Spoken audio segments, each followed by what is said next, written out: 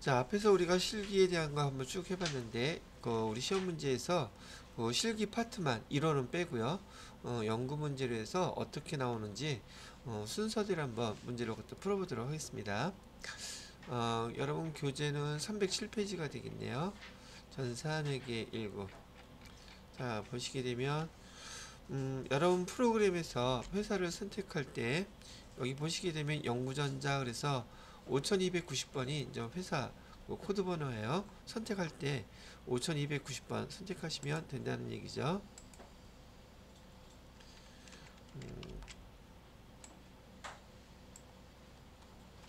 자, 그럼 프로그램들 다 실행시켜 놓으셨을 거라고 생각하고요. 여러분이 좀 문제를 읽어보실 때 있잖아요. 뭐 대부분 뭐 큰 틀에서는 다 알고 넘어간다 생각하는데 어, 이제 여러분들 중에서는 이제 회계 2급도 시험에 응시하실 분도 있으니까 회사가 무엇을 다루는 회사인지 꼭 한번 체크하고 넘어가시기 바랍니다. 그 회사에서 예를 들어서 지난번에 이런 문제가 있었단 말이죠. 여기는 이제 그 회사가 문구 회사예요. 그 문구 회사이라고 하면 문구용품 같은 거 사갖고 오는 거는 판매하기 위해서 사갖고 오는 거니까 상품이 되겠죠. 근데 문구용품을 갖다가 그냥 소모품비 이렇게 썼단 말이죠. 그럼 맞아요, 틀려요? 판매 목적인지 그다음에 사용 목적인지에 따라서 그 회사가 어떤 회사인지를 알아야지 걔가 소모품이 아니라 상품으로 판매하기 위해서 샀다고 했는데도 늘상 용품 샀다면 소모품이 썼으니까 그렇게 생각하기가 쉽단 말이죠. 또는 가구 회사야. 가구 회사에서 책상 사갖고 왔어요. 그럼 얼핏 또 비품 쓰겠죠. 근데 그 회사가 가구 회사야. 그럼 그게 상품이어야지 되는데 이런 차이점이 있기 때문에 문제를 읽으실 때 어떤 회사인지 한 번 정도는 보고서 넘어가시라는 얘기예요. 지금 여기 영구전자는 전자제품을 제조하는 중소기업이래요. 자, 회계기간 다 설명이 나와 있고요. 1번 문제. 여기 나오는 순서가 보편적으로 여러분이 시험 보러 가셨을 때 시험 출제되는 거하고 거의 비슷해요. 한번 실기로만 연습을 해보는 거니까요. 자, 그러면 1번 문제를 한번 보겠습니다. 영구전자의 11기 기말 실제 제품 재고액 제품에 대한 재고액을 얘기하고 있네요. 750만 원이었다라고 되어 있고요. 정기 재무상태표의 기말 재고와 차익은 재고자산에 대한 정상감모 손실분이다. 차이가 나는 것은 그 정상감모분이라고 얘기하면 기말 재고만 입력하면 나머지는 다 매출원가 처리된다는 뜻이에요. 정상감모이기 때문에 여러분들한테 이게 어려운 용어처럼 들리는 거 하나 껴놓으면 이게 뭐지? 이렇게 해서 헷갈리라고 하는 얘기고요. 그냥 일단은 재고조사 금액 했더니 750만 원이었다는 걸 얘기해 주는 거예요. 그럼 여러분 그 재고가 기말 재고가 얼마인가 보면은 여러분 거에는 1000만 원으로 돼 있죠. 자, 한번 그대로 보도록 하겠습니다. 자, 문제까지 다 읽어지 참. 이 내용을 반영해서 정기문 재무제표와 관련된 내용을 모두 수정하라 그랬죠. 그 연습 아주 많이 했죠, 우리? 복습 다시 한번 해보자는 얘기예요. 지난번에 말씀드렸던 것처럼 여기가 여러분들이 연습을 안 하고 이해가 안 된 상태에서 이 문제에 대해서 정답을 다 읽어보면 아주 복잡하게 나왔단 말이죠. 거기다 몰라서 모르는 것보다도 용어를 잘 못 알아들어서 어디에 뭐가 있는지를 못 찾아서 어렵게 느끼는 경우도 있는데 아마 여러분 어저께 푸시면서 밑에 설명 그림만 봐도 아 그러니까 이게 바뀌지 하고 아마 쉽게 이해를 다 하셨을 거라고 생각이 들어요. 자, 일단 문제를 한번 풀어보겠습니다. 자, 여러분 회사는 여기 보면 영구전자라고 되어 있죠. 그다음에 회계 1급 보셔야 되겠고요. 그다음에 재무상태 정기분 재무상태표 클릭하셔서요. 여기 제품이라는 거 지금 요거 금액이 1000만 원이라고 되어 있는데 기말지고 다시 조사해 봤더니 750만 원이란 얘기잖아요. 그죠? 그럼 제품이 여기 바뀔 거예요. 그래서 750만 원 이렇게 띵 하고 입력을 하게 되면 여기에 대차 차익이 250만 원 나 있죠. 오케이? 그럼 여기 기말 제품 재고액은 어디 그 재무제표에 반영되는지 알아야 된다 그랬죠. 얘는 지금 원가하고는 상관이 있어요, 없어요? 제품 기말 제품 재고액은 손익계산서에 나와 있다 그랬죠. 손익계산서에 매출원가 계산할 때 들어가 있기 때문에 요거 여기 나가시고 손익계산서를 바로 보시면 되겠죠. 그랬더니 손익계산서 지금 반영됐다고 메시지가 뜨고 있어요. 우리가 재무상태표에서 기말재고 금액을 변경시켰더니 이 손익계산서에는 사실 우리가 입력하고 그럴 건 없어요. 자동으로 반영이 되기 때문에 지금 확인만 하는 것 뿐이지. 그래서 확인 눌러주셔야 되고, 자, 그래서 여기 제품 매출원가를 클릭해 보세요.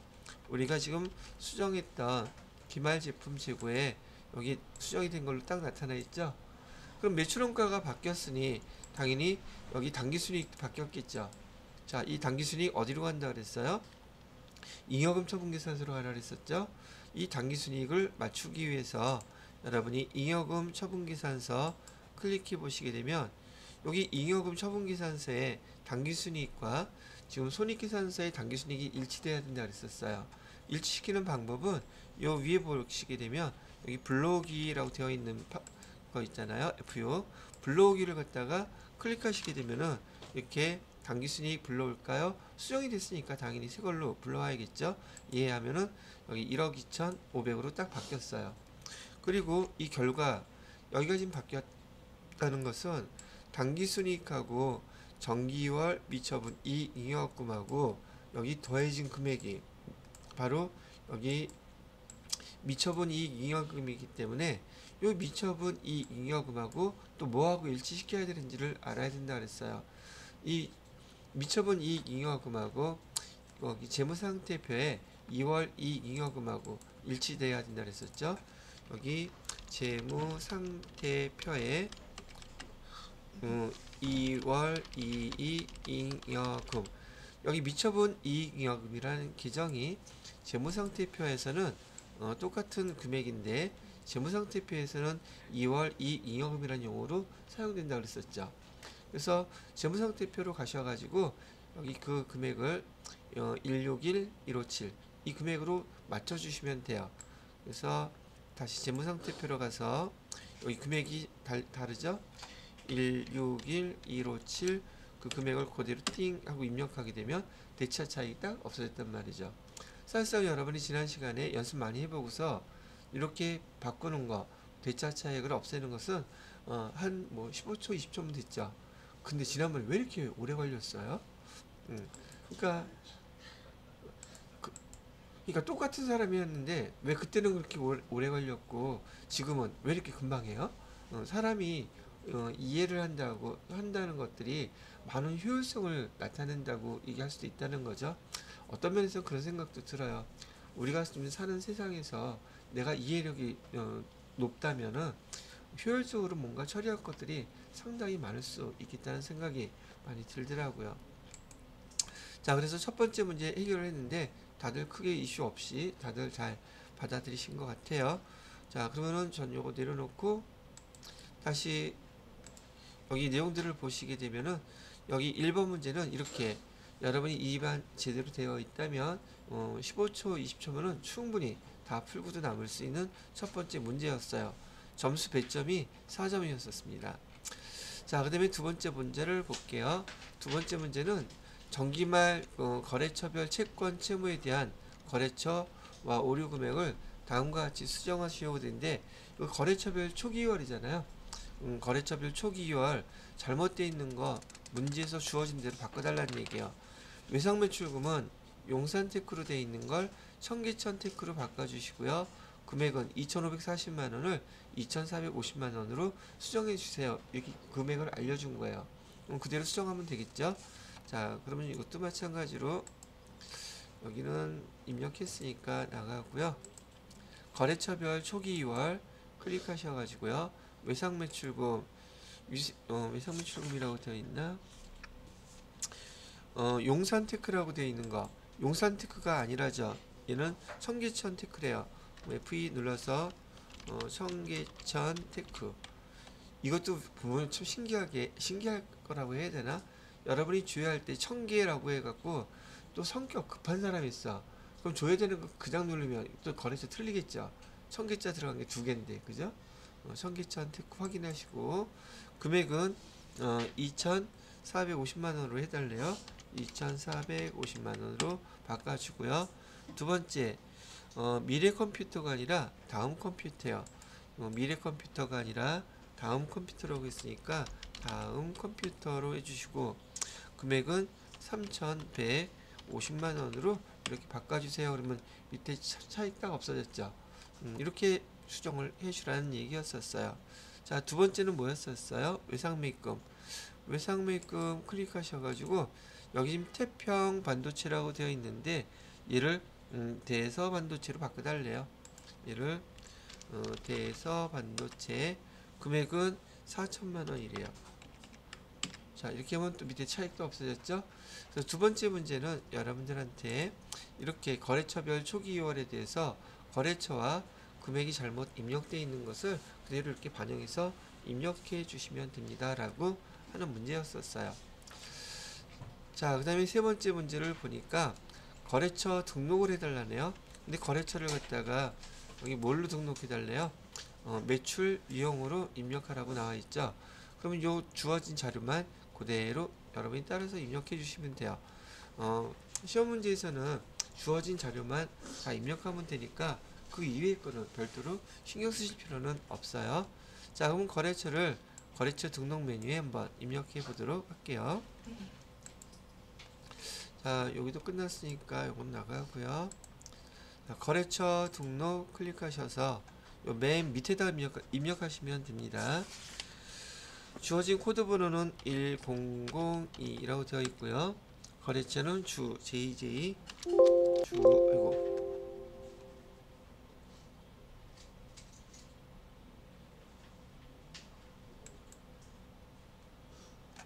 1002 삭제된 데이터에 JJ 삭제하면 그렇네. 그러면 컨트롤 F5에서 휴지통 비우기 까먹었어. 자, 잠깐 휴지통 좀 비워야 되니까 저 위에 CF5 삭제된 데이터 그 옆에 옆에 오른쪽 요거요? 이 누가 이렇게 해놨지 이거? 다 그렇게 돼 있어요. 처음에 할 때부터. 그거 삭제한 거 알려주려고 이렇게 했구나. 그래? 다 그렇게 돼 있어? 너무 괘씸한. 자, 그러면 다시 이제 등록하면 되겠죠? 1002 그다음에 주 제2 그다음에 여기 지금 나타나 있는 게 유형이 동시가 아니라 문제사의 매출 유형으로 얘기를 했죠. 매출 유형으로 선택해 주시고요. 사업자 등록번호는 12487094588 그다음에 대표자 이름은 박종진 그다음에 업체는 도소매 그다음에 종목은 컴퓨터 그다음에 주소는 도로명 주소로 조회하시면 되겠죠. 거기 화성시 삼천 병마로 238 조회를 하게 되면 나오는 걸로 그냥 조회. 자, 여기 시험 문제에서 주소 입력 시 우편번호 입력을 생략해도 된다고 되어 있잖아요. 이렇게 나온 경우에는 요거 그냥 타이핑해서 키인해서 입력하시면 돼요. 시험 문제에서도 실제 그래요. 왜 그러냐면 지금 우편번호로 저기 지금 검색한 거는요 컴퓨터에 깔려 있는 게 아니라 인터넷으로 그 주소 관련된 데를 링크해서 거기서 좀 조회하는 거거든요. 그런데 하루가 멀다 하고 그 도로명들이 막 생기고 없어지고 바뀌고 그런단 말이죠. 그다음에 인터넷도 또 연결이 안 되는 경우도 있다니까 시험 볼 때 인터넷 그런 상황을 여기 고려해서 우편번호로 입력하지 않아도 되고 여기 그냥 생략해도 우편번호를 생략해도 된다는 뜻은 이 주소를 여러분 주소록에다가 그냥 타이핑해서 써도 괜찮다는 얘기예요. 아시겠죠? 자, 그렇게 알아들으시면 될 것 같고요. 그럼 저는 주어진 자료 일단 다 입력을 했죠? 끝났어요. 이렇게 하고 몇 점 준대요? 점수 3점짜리네요. 여기 여러분 이론 문제 한 문제가 2점이에요. 이론 문제는 틀릴지언정 이거 틀리면 안 돼요. 계산 정말 잘못하는 거예요. 이거 하는데 지금 몇 분 걸려요. 이런 문제 모르는 거 푸는데 몇 분 걸려요. 안 풀려요 그거. 그러니까 실기에서 일단 점수 딸 수 있는 것들은 꼭 따야 됩니다. 자, 이제 첫 번째 파트에 있는 문제가 이렇게 해서 10점이에요. 회계 1급에서는. 회계 2급 혹시 응시하시는 분들은 조금 전에 봤던 그 파트에서 18점이 나와요. 점수가 더 높단 말이죠. 기초과정이기 때문에. 자, 문제 두 번째 그 그룹은 일반 전표 입력하는 거예요. 여러분이 배우셨던 일반 전표 입력 메뉴에 다음 자료들을 입력해 보세요 라고 했단 말이죠. 자, 요것도 마찬가지로 제가 문제 보면서 여기다 분기한 거 필요돼 있는 것들을 한번 설명을 해 드리고 입력을 하도록 하겠습니다. 자, 날짜는 8월 5일 거래고요. 김혜남 씨로부터 장기 투자 목적으로 토지를 취득하면서 투자 목적이라고 되어 있죠. 토지라고 그랬어요. 취득하면서 700만 원은 당좌수표 발행했고 나머지 100만 원은 월말에 지급하기로 했다라고 얘기하네요. 자, 그러면 이 토지는 지금 얼마짜리라는 거예요? 요거 두 개 더하니까 800짜리인 거죠. 그리고 월말에 지급하기로 했다. 그다음에 이전하면서 취득세는 이 토지에 포함시켜 주기로 했죠. 근데 이 목적이 우리가 토지로 기록하려고 그러면 사용 목적이어야 되는데 문제에서는 무슨 목적으로 한다 그랬어요? 투자 목적으로 하기로 했으니까 얘는 계정 뭐라고 써야 되겠어요? 그렇죠?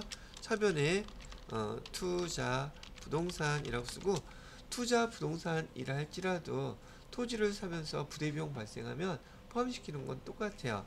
취득세가 150만 원이라고 한다면 얘 다 합쳐서 투자 부동산은 얼마짜리가 된 거예요? 815만 원짜리가 돼야 되겠죠? 815만 원짜리가 토지 부동산이 됐고 그 대가로 우리는 당좌수표를 발행했다면 당좌 예금에서 빠져나가겠죠. 700만 원은. 자, 그 다음에 나머지 월말에 지급하기로 했다면 얘는 지금 상품 제품 이런 거 아니니까 뭐라고 써야겠어요? 미지급금이라고 하고 거래처 반드시 써줘야겠죠. 100만 원. 자, 그 다음에 취득세는 뭘로 냈댔어요? 현금으로 냈다. 15만 원 이렇게 됐죠? 여러분 그 분계를 이렇게 기록해 주시면 되겠습니다. 여기 다 나와 있죠, 답은? 자, 그 다음에 이게 아니라 이렇게 해서 일반 전표 입력에 날짜는 8월 5일 거래였었고요. 8월 5일 차변에다가는 투자부동산 미국은 815만원 대별에다가는 당좌 예금에서 700 그 다음에 미지급금 거래처는 어디라고 그랬어요? 김혜남 씨한테 100만원 나머지는 현금으로 납부한 게 15만원. 예, 이렇게 분기 처리해 주시고 입력하면 첫 번째 거 끝났다는 얘기고요. 자, 그 다음에 두 번째 문제 볼까요?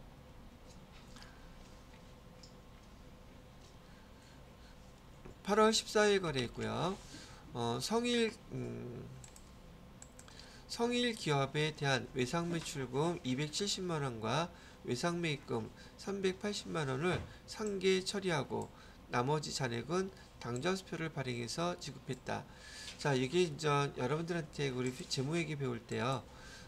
우리 그 매출채권, 매입채무 이런 것들을 상계 처리해서 그냥 기록할 수 없다 그랬었죠. 총액주의라 그랬잖아요. 얘가 총액주의로 지금 기록이 된 상태예요. 자, 보시게 되면 우리가 차변에 외상매출금 받을 게 얼마 있었다는 뜻이에요. 우리 차변에 외상매출금 기록돼서 받을 게 지금 270만원이 있었다는 얘기고요. 그 다음에 반대로 우리가 외상매입금은 얼마를 줄 게 있었다고 기록이 돼 있었겠어요. 외상매입금 줄 거는 380만원 이렇게 뭐죠? 줄 게 있었다는 얘기죠. 그러면 상계처리라고 하는 것은 우리가 줄게 외상매출 받을 게 외상매출금 차변에 있던 거 대변에 기록하라는 뜻이죠. 얻은 것처럼 여기처럼. 그래서 이걸 갖다가 외상매출금을 반대 계정으로 썼기 때문에 이걸 갖다가 상계처리라고 부르는 거예요. 서로 없애주라는 얘기죠. 자, 이번에는 반대로 여기 외상매입금 있었던 것을 우리 외상매입금 대변에 부채로 있었던 것을 차변으로 보내야지 다 없어지겠죠. 그죠?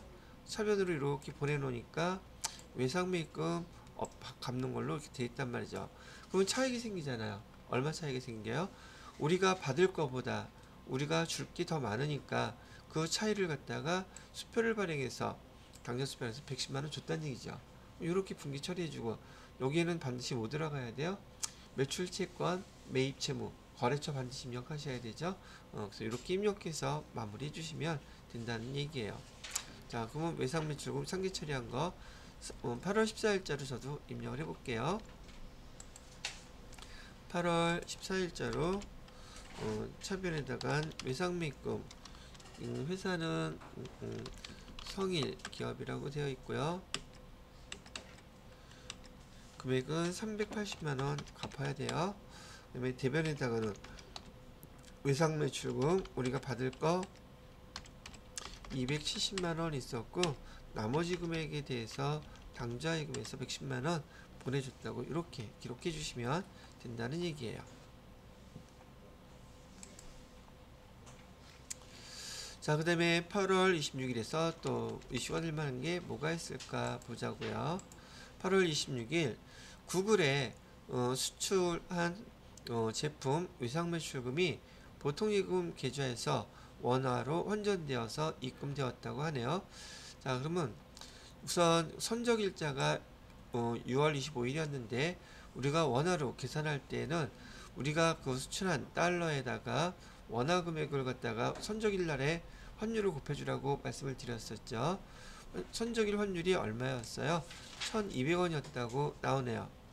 외상매출 대금은 3000원이었다고 얘기하니까 그러면 우리가 먼저 이해를 좀 돕기 위해서 6월 25일 날 어떤 거래가 있었는지 한번 직접 기록해 보자고요. 차변에 돈을 못 받았으니 외상매출금 해놨었겠죠. 외상매출금은 얼마겠어요? 선적일 날 3000불 곱하기 여기 1200원 하게 되면 얼마가 돼요? 360만원 나오죠. 360만원이 계산된대요. 그 다음에 거래처 물론 써주셔야 될 거고요. 대변에다가는 제품을 지금 매출했다고 그랬어요. 선적 상품인지 제품인지 안 나와 있네요. 제품이라 했네요. 제품 매출을 해서 360만원 이렇게 기록이 되어 있었다는 뜻이에요. 자, 그런데 8월 26일 날 지금 돈이 들어왔어요. 어디로 들어왔대요? 보통예금 계좌로 들어왔다 그랬죠? 보통예금으로 들어왔는데 금액은 3,000달러를 그쪽에서 보냈겠지만 지금 받는 날짜에 환율은 얼마예요? 1,300원이죠. 그러면 390만원이 들어와 있을 거 아니겠어요? 390만원 이렇게 들어와 있고요. 그러면 대변에 우리가 외상매출금 받을 거 얼마 받은 거예요? 지금 기록해 놨던 거 원화로 외상매출금 360만원을 받았는데 추가적으로 얼마가 더 들어왔어요? 30만원이 더 들어왔어요. 얘는 뭐라고 쓰기로 했어요? 자, 실제로 돈 주고받을 땐 은행 생각하라 그랬죠. 외환은행. 그래서 외환차익이죠. 이걸 해서 30만원 이렇게 써주라고 돼 있는 거죠. 그리고 외상매출금에다가는 뭐 써줘야 돼요? 거래처 써줘야겠죠. 그러니까 앞에 6월 25일 날 거래가 이렇게 됐다는 걸 생각해서 지금 외상매출금을 갖다 처음 발생했을 때 선적했을 때 원화로 기록해야 된다는 걸 기억하셔야 돼요. 결국 이게 환율 차이인 거죠. 근데 사실상 제가 여러분들한테 이 환율과 관련돼서는 이렇게 금액으로 계산하면 복잡하다고 말씀드렸었죠. 자, 이번에는 제가 설명해 드린 대로 한번 볼게요. 우리가 저기 매출할 때 6월 25일 날 선적했죠. 그럼 외상매출금 받을 거 얼마 있는 거예요? 1달러만 딱 해봐요. 1200원 받을 게 있는 거죠. 그런데 우리가 실제로 받은 금액은 얼마를 받았어요? 8월 26일 날 1,300원을 받았으니 1달러당 얼마가 이익이에요?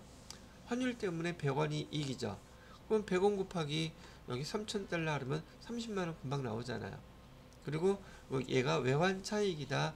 이렇게 계정 쓰는 거 달러만 그냥 곱해주면 되니까 1달러를 기준으로 계산하는 게 훨씬 이해하기가 편하다고 먼저 얘기 드렸었죠. 물론 선택은 여러분이 알아서 하면 되겠지만은 제가 알려드리는 것은 이렇게 기억을 정리를 해서 쓰시는 게 더 편리하다고 지금 제가 한번 얘기해 드리는 거예요. 저도 그러면 8월 26일 날 거래를 그대로 한번 입력해 볼게요. 날짜는 8월 26일 거래고요. 차변에다가 보통예금 통장으로 돈이 들어왔대요.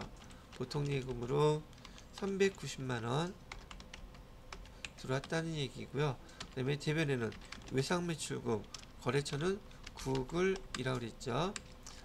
여기 360만원 받을 게 있었는데 나머지 차액이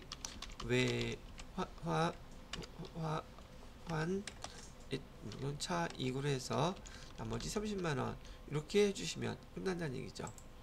됐죠? 오케이. 자, 그 다음에 문제를 또 볼게요. 이번엔 9월 19일 거래고요. 거래처인 용산전자의 외상매입금 5,500만원 중에서 3,300만원은 당좌수표 발행해서 지급했고요. 나머지 금액은 면제받았다. 그럼 이 금액에 대해서 채무면제 이익 요 계정을 아는지 물어보는 문제였었죠. 거의 안 틀렸죠. 채무면제 이익이에요. 이게 뭐 분개하는 것은 여기 보시는 것처럼 이렇게 분개해 주시면 되겠죠. 자, 그래서 저도 그대로 입력은 해주겠습니다. 9월 19일 날짜 거래로요. 9월 19일 차변에는 외상매입금 해주시면 되겠고요. 금액은 거래처는 용산전자 금액은 5,500만원 대변에다가는 당좌 수표를 발행했으니까 당좌예금 3,300 나머지 금액은 채무 면제 이익 이렇게 해서 2,200만원 써주시면 되겠습니다. 자, 그 다음에 문제가 며칠까 있나? 이번엔 9월 26일이네요. 여기 제조부 이런 거에는 좀 동그라미 잘 쳐놓으셔야겠죠. 뭔가 비용이 나온다면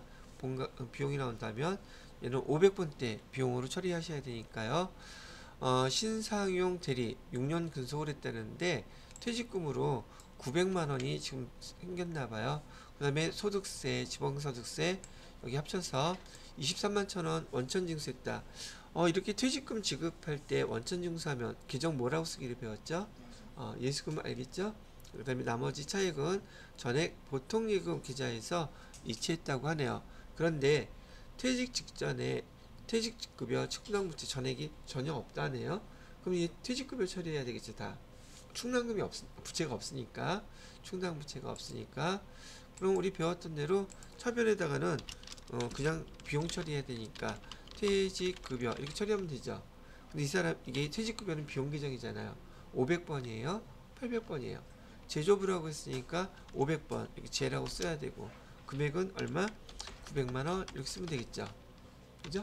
그 다음에 대변에다가 이 퇴직금 지급하는 거에 대한 소득 우리가 원천징수 해야 되죠.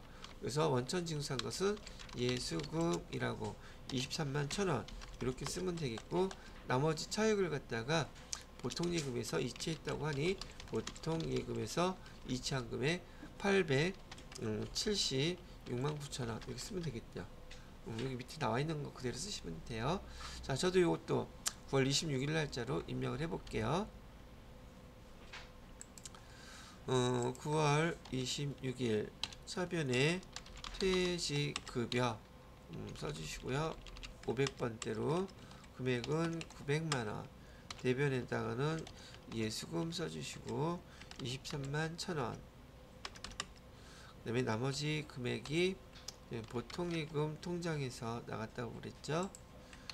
보통예금 통장에서 876만 9천원 나갔다고 이렇게 써주시면 되겠습니다. 됐죠? 자, 그 다음에 볼 것이 뭐가 있나 봤더니 9월 30일 거래네요. 자, 9월 30일 거래는 제2기 부가가치세 예정신고분에 대한 부가가치세 예수금 3,700 등등과 부가세 대급금 2천 상기 처리하고 잔액을 10월 25일 납부할 예정이라고 하네요. 그럼 9월 30일 날 회계 처리를 해줘야 되겠죠. 그렇죠? 자, 근데 이거 지난번에 우리 부가가치세 그 서류 보시면서 저거 회계 처리하는 거 제가 가르쳐 드리지는 않았거든요. 저거 회계 처리하는 거 알려드려 볼게요. 자, 일단은 여기 부가가치세 누르시고요. 부가가치세 신고서 한번 클릭해 보세요. 그 다음에 2기 예정신고라 그랬죠. 2기 예정이면 7월 1일부터 9월 30일까지 이렇게 보시면 되겠네요. 보셨나요? 자, 제가 부가가치세 신고서 설명드리면서 여기 보시게 되면 지금 매출과 관련돼서 납부할 여기 매출세에 짓게 된 거, 즉 부가세 예수금이죠. 부가세 예수금 얼마로 되어 있어요? 3,749만 4,500원 되어 있죠. 그러면 매입 공제 받을 거 총액 금액이 어디 되어 있어요? 거기 17번에 나에 보시게 되면 48,400원 되어 있는 거 보이시죠? 보셨어요? 제가 이거 그냥 높아심에 설명해 드리는 거예요. 우리가 제품을 판매하게 됐을 때 대변에 뭐라고 쓰기로 했어요? 대변에 제품 매출 이렇게 쓰기로 했죠. 그 제품 매출 얼마 이렇게 써주시고요. 그 다음에 판매된 거에 10% 부가세 뭐라고 불렀어요? 부가세 예수금 이렇게 불렀잖아요. 그죠? 그 지금 부가세 예수금 다 합쳐놓은 금액이 3,749만 4,500원이라는 뜻이에요. 이건 알아들었죠? 자, 그 다음에 이번에는 매입할게요. 매입은 파란색으로. 우리가 보편적으로 원재료나 상품을 매입하게 되면 차변에 원재료 해놓고선 얼마 이렇게 나올 것이고, 뭐 다른 것도 마찬가지예요. 부가세 밑에 10% 그쪽에서 달라고 하겠죠. 그 규정은 뭐라 그랬어요? 부가세 대급금이라고 쓰겠죠. 이렇게 부가세 대급금 몽창 다 모아놓은 금액이 지금 2,048,400원이라는 뜻이에요. 근데 얘가 지금 어느 기간에 벌어진 거예요? 2기 예정 기간 동안에 이만큼 계속 거래가 발생할 때마다 기록된 결과였었어요. 오케이? 자, 그러면 우리가 지금 이 예정 때 이렇게 기록된 그 두 가지 부가세와 관련된 부가세 예수금과 부가세 대급금을 갖다가 며칠 날짜로 여기 과세 기간에 끝나는 날짜 9월 30일 날짜로 얘를 상기 처리해서 다 없애 놔야지 2기 확정인 10월 1일부터 또 부가세 예수금, 부가세 대급금 발생하는 것도 집계가 되겠죠. 이거 그냥 놔두면 2기 예정과하고 2기 확정과하고 섞여요 자꾸. 그렇겠죠? 그래서 이걸 싸그리 다 깨끗하게 없애주기 위해서 또 부가세 신고 납부할 때는 그렇게 하는 거니까 9월 30일 날짜로 아까 우리 외상매출금, 외상매입금 상기시켰던 것처럼 이 금액을 다 없애줘야 돼요. 그 신고 기간의 마지막 날짜로 회계 처리를 해서. 그래서 없애줄 때 여기 부가세 예수금이라고 되어 있는 거는 상기 처리는 반대편으로 이렇게 보내는 거라고 그랬었잖아요. 그죠? 상기 처리는 반대로 보내는 것이니까 날짜는 9월 30일 날짜로 차변에 부가세 예수금 해서 똑같은 금액을 없애주는 거예요. 3,749만 4,500원 이렇게 없애주시고요. 그 다음에 대변으로 부가세 대급금도 지금 얘는 차변에 있잖아요. 얘를 갖다가 상기 처리하려고 그러면은 이 부가세 대급금을 대변으로 상기 처리 이렇게 해서 다 없애주는 거예요. 여기 대변에다가는 부가세 대급금 해가지고 2천 48,400원 이렇게 써주시죠. 그러면 차변과 대변, 즉 부가세 예수금이 훨씬 더 많죠. 부가세 대급금 공제받는 거 그 차입금액, 그 차입금액은 어디 쓰여져 있어요? 밑에 보시면 납부세 또는 환급세 그 써있는 거 보이시죠? 요 금액이에요. 요 금액은 그대로 우리가 부가세 신고할 때 부가세 신고 납부는 언제 하기로 했어요? 이익이 예정이면 그 다음 달 25일 10월 25일 날 납부해야 되겠죠. 그래서 그때 근데 우리는 회계처리 며칠 날짜를 해주고 있어요. 9월 30일이니까 지금 여기 하는 쓰는 시점에서는 기록하는 시점에서는 미지급이죠. 그래서 미지급 부가세 원래 미지급금 써도 상관은 없어요.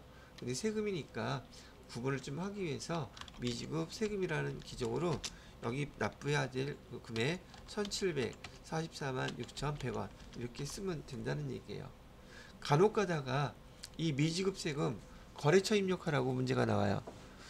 대부분 잘 입력은 안 하는데 우리가 있는 회사에 관할 세무서 있죠.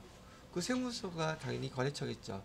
거기다 세금을 납부해야 되니까 근데 우리 회사에 관할 세무사가 어딘지 어떻게 알지? 어떻게 하면 돼? 전화해봐? 시험 보다가? 그냥 그렇게? 아는 방법은요. 여러분 지금 여기서 찾는 거 두 가지를 가르쳐 줄 텐데 그냥 팁이에요. 우리 거래처 조회할 때 글자만 비슷하면 걔네들이 쭈르륵 떴죠. 그러면 세무서 한번 쳐보면 어디 세무서 딱 나오겠죠. 하나밖에 없어요. 거기를 쓰든지 아니면 우리 회사 등록했죠. 회사 등록할 때 그 주소 있을 거 아니에요. 그 화면에 보면 맨 밑에 어디 세무서라고 나와 있겠죠. 나와 있겠어요? 안 나와 있겠어요? 그냥 거래처에서 세무서 이렇게 하고 조회를 하든지. 근데 이것도 거래처 쓰라 그러면 이런 거 한 번도 들어보지 못했으면 아니 세무서 어디라고 나와 있지도 않는데 이거 어디서 찾아야 되나 헤맬 수 있잖아요. 앞에 거래처 저기 F2 눌러가지고 거래처에서 세무서 치면 세무서 하나밖에 등록 안 돼 있겠죠. 시험 문제를 냈으니 세무서를 두 군데 세 군데 해놨을 일은 없어요. 여지껏 그런 적도 없었고. 그래서 그렇게 찾아서 등록하시면 되겠습니다. 지금 이 회사 같은 경우 어디로 되어 있어요? 영구전자. 연구전자. 서초로 되어 있어요? 그럼 서초세무서라고 그렇게 써주면 돼. 미지급세금도 매입 채무니까.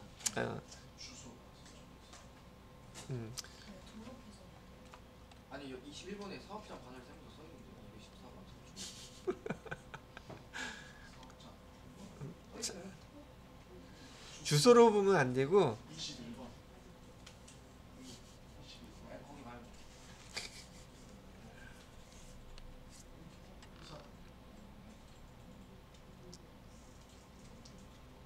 자 그러면 저 요거는 이제 알아들으셨으리라고 보고요. 요거는 지울게요. 찾았어요? 그러니까 이런 문제에서 여러분들한테 여러분이 책만 보고 풀면 이런 거는 얻을 수가 없잖아요. 이건 제가 경험상 또 그런 문제 나왔던 걸 전 풀어봤기 때문에 또 찾는 방법도 알려드린 거예요. 자 분계는 이렇게 된 거 저기 하시면 되겠고요. 사업장하고 본점하고 아예 다른 직업인데 본점인데 예, 잠깐 제가 보여드릴게요.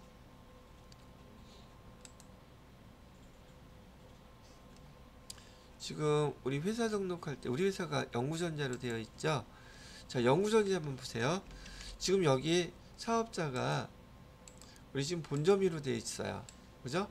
본점에 여기 사업장 관할 세무서는 21번 이게 세무서예요. 여기 보시고서 거래처 만약에 입력하라고 그러면 서초 세무서 입력하시면 돼요. 자, 근데 지금 여기 다른 것도 뭐 물어보셨었죠? 다른 거 뭐 있나요 또? 사업장하고 공장이 다르다 할지라도 대부분은 본사에서 그런 걸 다 총괄해서 신고 납부하지 공장에서 그 세무업무 총괄해서 하지 않습니다. 그래서 그냥 우리 것만 써주시면 돼요. 나중에 지금 아직 그 뭐죠? 부가세법을 안 배워서 여기 추가사항 한번 눌러보세요. 추가사항 눌러보시게 되면 여기 사업장별로 부가세를 납부하는 경우도 있고요. 총괄 납부, 사업자 단위 납부 세 가지 종류가 있어요. 그런데 대부분 사업장 하나만 되어 있거든요. 공장 같은 게 있다 할지라도 본사에서 납부한다고 다 돼 있어갖고 보편적인 것만 일단 말씀을 드릴게요. 부가세 아직 안 배웠으니까. 자, 그래서 거기 나와 있는 지금 세무서 찾는 방법 알려 드린 거예요. 아시겠죠? 그리고 만약에 사실 여기 영구전자라고 코드 번호가 여기 지금 나와 있는데 공장은 만약에 등록이 되어 있다면 그 뭐죠? 회사 등록 코드 번호를 다르잖아요. 공장이 있으니까. 다르게 등록합니다. 다른 코드 번호로 등록해요. 그래서 거기도 따로따로 부가세 신고한다면 공장 거 물어봤을 때는 공장 거 사업자 여기가 천연테크가 공장이라면 그 공장에 똑같이 21번에 관할 세무서 또 있겠죠. 두 개를 동시에 물어볼 일은 없을 테니까요. 그렇게 구분을 하시면 되겠습니다. 자, 이렇게 한번 쭉 관련된 거 설명을 해드려봤고요. 저도 9월 30일 날짜에 전표를 먼저 입력을 해보도록 하겠습니다. 9월 30일 서면에 부가세 예수금 해가지고 금액은 37494,500 이렇게 하고요. 대변에다가는 부가세 대급금이라고 되어 있죠. 부가세 대급금은 몇 번이었더라? 부가세 대급금 135 금액은 200048400 나머지는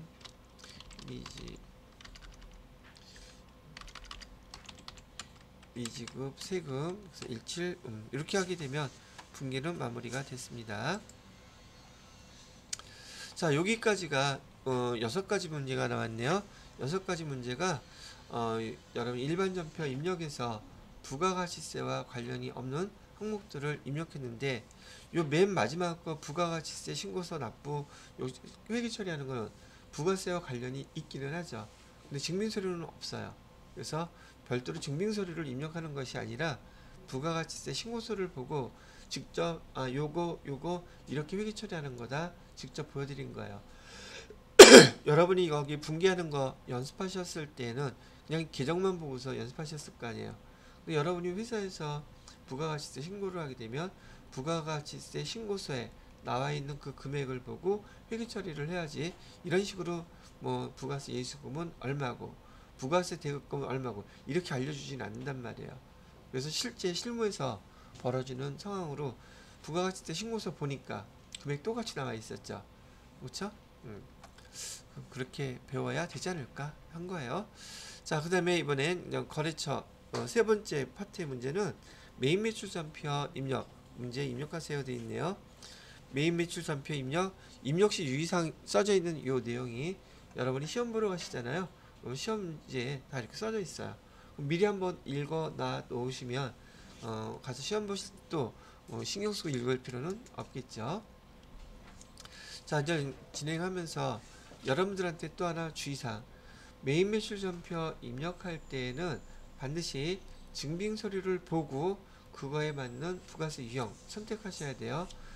안 그러면 특히나 53번 계산서하고요. 54번 불공 이거 많이 틀려요. 그렇기 때문에 증빙 서류를 보고서 부가세 유형 선택하는 거 기본적으로 잊지 않으셨으면 좋겠네요. 자, 설명을 쭉 해드렸는데 여기 조금 시간이 다 돼서 조금 여기 했다가 설명을 계속 이어가도록 하겠습니다. 그래서 이번 시간에는 메인 매출 전표 입력을 해보실 거고요. 아까 말씀드렸던 것처럼 메인 매출 전표 입력하실 때는 부가세 유형 선택하는 것이 상당히 중요합니다. 그래서 증빙 서류를 보고 꼭 입력을 하시라고 얘기해 드린 것이고요. 자, 자, 일단 날짜는 10월 11일 관리부서는 여기 비용 문제가 나오게 되면 800번대로 해야겠구나. 머릿속에서 생각을 한번 해놓으시면 되겠고요. 부활식당에서 회식하고 식사대금 55만원 부가가치세 포함했다고 하니 얘는 지금 공급대가로 쓰여져 있는 거죠. 자, 그 다음에 법인카드로 국민카드로 결제했대요. 자, 근데 여기 뭐라고 써 있느냐면 카드 매입에 대한 부가가치세 매입세 공제 요건을 충족했다고 나와 있죠. 이 말뜻을 다이렉트로 얘기하면 이 신용카드를 결제한 거 매입 매출 전표에다가 입력하세요 이런 뜻이에요. 요거에 대해서는. 그러면 신용카드를 갖다가 사용했을 때 여기 매입 매출 전표에다가 입력하는 게 원칙이라고 했는데 매입 매출 전표에다가 입력하지 않는 신용카드 매출 전표도 있나요? 예, 있어요. 그게 시험 문제예요. 근데 여기서는 그걸 명확하게 해주기 위해서 이렇게 카드 매입에 대한 부가가치세 매입세 공제 요건을 충족하였다 이렇게 얘기가 나온 거란 말이죠. 그죠? 자, 그러면 요것도 다른 것들은 다 해봤을 테니까 여기 입력부터 먼저 해놓고 요 관련된 거 설명을 또 한번 다시 복습 겸 해드리도록 할게요. 자, 날짜는 10월 11일이라고 했으니까요. 매입 매출 전표 입력 클릭하시고요. 10월 11일. 자, 부가세 유형은 카드로 지금 결제했죠. 제가 처음에 매출인지 매입인지부터 구분하라 했잖아요. 이건 매입이죠. 그다음에 카드 여기 카가 여기 해당되죠. 면세 품목 아니죠? 영세율도 아니죠? 그러니까 57번 부가세 유형 선택하시고요. 품목은 관리 뭐라고 돼 있지? 근데 관리부 회식이라고 이렇게 씁시다. 자, 앞에가 부가세 유형이 카과 이거나 현과 이거나 건별 이런 경우에는 공급가액란에다가 문제에서 주어진 것처럼 공급대가를 이렇게 공급대가를 입력하고 엔터 치면 공급가액 세액 나눠진다 그랬었죠. 근데 만약에 이렇게 55만원을 입력하지 않고 모르고 내가 그냥 50만원 입력하게 되면 얘가 금액이 과거 그냥 나눠지네. 요거 이유는 있는데 요건 좀 이따 설명해 드리고 그냥 결과론적으로 공급가액하고 세액만 정확히 나오게끔 해주면 된다 그랬었죠. 그렇게 돼 있고요. 그 다음에 거래처는 어디라고 나와 있냐면은 부활식당이라고 되어 있냐. 부활식당 나와 있죠. 그 다음에 신용카드는 국민카드로 되어 있고요. 국민카드 선택해 주시고 지금 카드로 결제했죠. 카드. 그럼 미지급금, 부가세, 대급금, 거래처가 다르니까 여기 빨간색으로 표시되어 있고 원재료는 뭘로 해줘야지 되죠? 복리, 후생비 500번이에요? 800번이에요?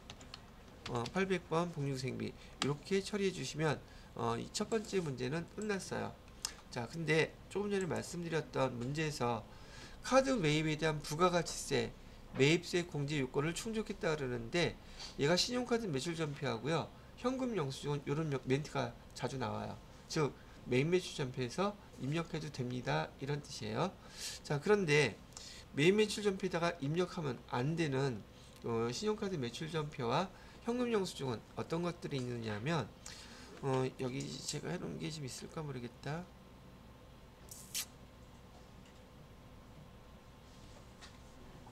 자꾸 요즘 찾아야 되니까 하면서 지금 설명해 드릴 건 뭐냐면 조금 전에 말씀드린 것처럼 신용카드 매출 전표하고요 현금 영수증인데 여기 매입 매출 전표에서 입력하면 안 되는 것들이에요. 사실상 여러분 교재 다 읽어보셨으면 이거 아마 비슷한 걸 보셨을 것인데 매출을 못 시킬 것 같아서요. 자, 우리 지난 시간에 불공사항 배웠던 거 기억나시죠? 불공 요 6가지 반드시 외우라 그랬어요. 여기 세무위급에서도 요 문제들 많이 나온단 말이죠. 자, 지금 매입 세금 계산서를 받았는데 이렇게 불공사항이라면 우리는 불공이란 말 뜻이 부가세 유형으로 54번 선택을 해서 부가세 대급금 나오지 않게끔 하라는 얘기했었죠. 기억해요? 그러면 얘는 지금 예를 들어서 접대비를 썼는데 지금 공급가액 세액 접대비 그다음에 공급가액 세액 매입세액 나왔을 때 불공 처리를 하게 되면 여러분 회계 처리될 때 접대비로 220만 원 합계 금액으로 나오는 거 보셨었죠? 그죠? 그러면 접대비를 썼는데 세금 계산서를 받았다면 이렇게 그 매입 매출 전폐에서 입력할 때 부가세 유형으로 54번 불공 처리하는 코드가 있는 거예요. 이 54번 불공 코드는 매입 세금 계산서를 불공 처리하는 기능이에요. 오케이? 됐어요? 자, 그럼 이번엔 조금 전에 봤던 것처럼 접대비를 신용카드 매출 전표로 결제를 했다면 예를 그래서 지금처럼 저기 매입 매출 전표에다가 과거에서 입력하면 거기 지금 부가세 나왔어요, 안 나왔어요? 나와 있죠. 즉 신용카드 매출 전표나 현금 영수증을 매입 매출 전표에다가 입력한다는 뜻은 매입세 공제를 받는다는 뜻이에요. 이해가 됐나요? 근데 지금 세금계산서로 증빙서류를 받았을 때는 이런 불공사항들은 매입세 공제 안 해주는데 신용카드를 결제하면 매입세 공제해줘요? 말이 돼요 이게? 그럼 현금 영수증 받고 돈 냈다. 그럼 그거 공제해줘요? 세금계산서를 받았던 신용카드로 결제를 했던 현금 영수증으로 결제를 했던 간에 이 항목이면 다 매입세 공제 안 해줘야 되잖아요. 그런데 신용카드 매출 전표를 접대비 관련해서 썼다고 해가지고서 얘를 갖다가 매입 매출 전표에다가 입력해버리면 얘를 불공 처리할 수 있는 게 그러면 54번 입력하면 되잖아요. 얘는 세금계산서만 가능하다니까. 그럼 얘는 안 된다는 얘기잖아요. 즉 신용카드 매출 전표나 현금 영수증을 불공 처리할 코드는 매입 매출 전표에 없어요 지금. 그럼 얘는 어디다 입력해야 돼요? 그래서 일반 전표에다가 입력해야 된다는 거예요. 그래서 조금 전에 말씀드렸던 신용카드 매출 전표나 현금 영수증을 매입 매출 전표에다가 입력하면 안 되고 일반 전표에다가 입력해야 되는 경우는 바로 이 불공사항과 관련됐을 때예요. 아시겠죠? 이 문제가 시험 문제 나오게 되면 얘는 세무 2급에 나와요. 보편적으로 회계 1급에서는 요 정도 아는 것도 좀 정신없어 죽겠는데 이것까지. 그리고 제가 여러 번 설명을 하기는 하지만 여기 실무 자격시험도 자격시험이지만요, 실무에서 담당자들이 이 불공사항을 외워놓지 않고 있는 사람들이 꽤 많아요. 그러니까 실무에서 이걸 틀려요.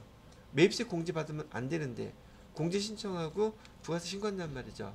그러다가 세무조사 나오면 이거 다 걸린단 말이죠. 실무적으로 되게 중요한 거야 이게. 그러면 윗사람이 잘 알아서 잘 챙기면 그나마 덜 할 텐데 이거 5년 동안 누적돼봐야 금액이 적지가 않아요. 무슨 말인지 알겠죠? 나중에 이제 부가세 신고할 때 가산세도 배우긴 하겠지만 하나 기억해둬야 될 거, 신용카드 매출 전표나 현금 영수증이 불공사항과 관련된 것들은 어디에다 입력한다? 일반 전표에다가 입력하고 부가세 대금 나오면 돼요? 안 돼요? 안 돼. 두 개 다 합쳐서 접대비로 다 처리하셔야 돼요. 그래서 조금 전에 말씀드렸던 것처럼 여기 문제에서도 카드 매입에 대한 부가가치세 매입세 공제 요건 충족했다고 이렇게 표시를 해주는 거예요. 되셨나요? 사실 조금 전에 그거 어저께 저녁 수업에 했던 거예요. 여러분 진도가 비슷하다 그랬잖아요. 여러분들은 이 내용을 먼저 지나갔는데 그때는 머릿속에서 이거 세무 2급 때 그분들 저녁반들은 저한테 세무 2급을 배울 시간이 없단 말이에요. 그걸로 끝이니까. 근데 여러분들은 세무 2급 또 배우잖아. 그래서 여러분들 할 때는 세무 2급 때 설명해 줘야겠다 싶었는데 그냥 다 설명해 주는 거예요. 왜? 시험 봐야 되니까. 그래서 이걸 통일시켜서 좀 어떻게, 이게 통일이 안 되는 이유가 사람들 마음이 달라서 좀 우리나라가 통일이 안 되는 것 같아. 다 마음들이 딴 마음들이잖아 지금. 진도 나갈 때 이렇게 해야 되는데. 자, 그래서 여기 자료 11일 자료를 메인 비출 전표 입력에다가 입력해 본 거 이렇게 결과치 나왔습니다. 자, 그 다음에 2번 문제 볼게요. 2번 문제는 성진기업에서 내국신용장에 의하여 원재료 2,200만원을 공급받고, 여기 증빙서류가 뭐예요? 영세율 전자세금계산서죠. 보통 우리 회계 1급 지나서는 다 원재료 나오면 매입이고요, 제품 나오면 매출이에요. 일단 기본적인 틀이 그렇단 말이죠. 그럼 매입 전자세금계산서 받았으니까 부가세 유형은 52번 영세 선택해야겠구나, 알겠죠? 그 다음에 대금 중에서 50%는 나머지는 보통예금에서 지급 이체했다. 그럼 원재료 관련된 거니까 이 엄은 지급엄으로 해야겠구나. 이게 나오겠죠? 자, 그러면 15일 자료를 그대로 입력을 해보도록 할게요. 날짜는 10월 15일 거래. 부가세 유형은 52번 영세로 해주시고요. 지금 여기 원재료라고 했으니까 원재료. 그 다음에 금액은 2200만원이라고 이게 좀 아이고 2200만원. 그 다음에 거래처는 성진기업 써주시고요. 세금계산서 받았고요. 분기는 혼합분기 해야 되겠네요. 여러분들이 출제자라면 이런 문제 낼 때 다 외상으로 내겠어요? 대부분 혼합으로 내겠어요? 왜요? 약 올리려고? 여러 가지를 한 문제에서 이것저것 물어보려고. 여기도 마찬가지로 그렇게 됐죠. 자, 대금 중에서 50% 엄을 했다고 하니까 지급엄 해주시고 1100만원 써주셔야 되겠고, 나머지 금액은 보통예금에서 이체했대네요. 보통예금에서 1100만원 이체. 이렇게 주면 되겠죠. 사실상 내용만 파악되면 입력하는 건 금방금방 할 수 있어요. 자, 그렇게 해주시고요. 그 다음에 세 번째 거, 10월 17일 직원들의 통근을 위해 산천 여객으로부터 시내버스 영업용으로 사용하던 중고 버스를 800만원에 구입하면서 전자계산서, 증빙서류가 뭐예요? 전자계산서죠. 그리고 이게 매입이죠. 대금은 전에 당좌 수표 발행해서 여기 지급했다고 하네요. 그러면 10월 17일 거에서 이슈가 될 게 있어요? 없어요? 부가세 유형은 53번 입력하면 되죠. 그죠? 그랬더니 어저께 준영씨가 얘가 왜 전자계산서 받아서 부가세 유형을 53번 이렇게 한 건 알겠는데 왜 면세예요? 물어보더라고요. 왜 면세예요? 시내버스 됐죠? 자, 그렇게 해서 이렇게 썼다 그러면 되겠고요. 또 하나 있기는 있어요. 중고버스라는 것도 있고, 그건 나중에 이제 부가세 할 때 해보도록 하죠. 자, 10월 17일 날짜 자료 입력해 봅니다. 10월 17일 부가세 이용은 53번, 품목은 통근버스라고 할까 그냥 통근버스. 금액은 800만원. 산천여객으로부터 샀죠. 산천여객 전자계산서 받았고요. 분기는 지금 당좌예금 혼합분기 해주셔야겠네요. 자, 우리가 사갖고 온 거 계정은 차량 운반구로 해주셔야겠죠. 그 다음에 대변에다가는 당좌예금에서 이체했다고 했으니까 이렇게 써주시면 되겠네요.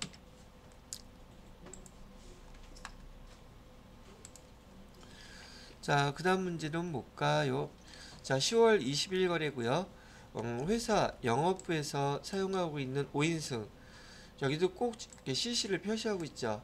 그러면 벌써 얘는 뭐가 됐든 간에 지금 불공상이라는 게 머릿속에 금방 떠오르죠. 증빙서류는 뭐라고 되어 있어요? 세금계산서, 또 친절하게 전자세금계산서 아니라고 되어 있죠. 되어 있고, 부가세를 포함한 구입금액 전액 보통예금에서 이체했다고 하는데, 지금 세금계산서 받았다고 얘기를 하고요. 경유를 50만원, 부가가치세 별도, 그대로 입력하면 되겠죠. 부가세 대급금 나타나겠어요? 안 나타나겠어요? 여러분이 이걸 불공 처리할 거니까 제가 다시 한번 강조하는데, 매입 세금계산서 받으면 51번인지 54번인지를 판단하라 그랬어요. 뭐일 때만? 매입 세금계산서일 때만.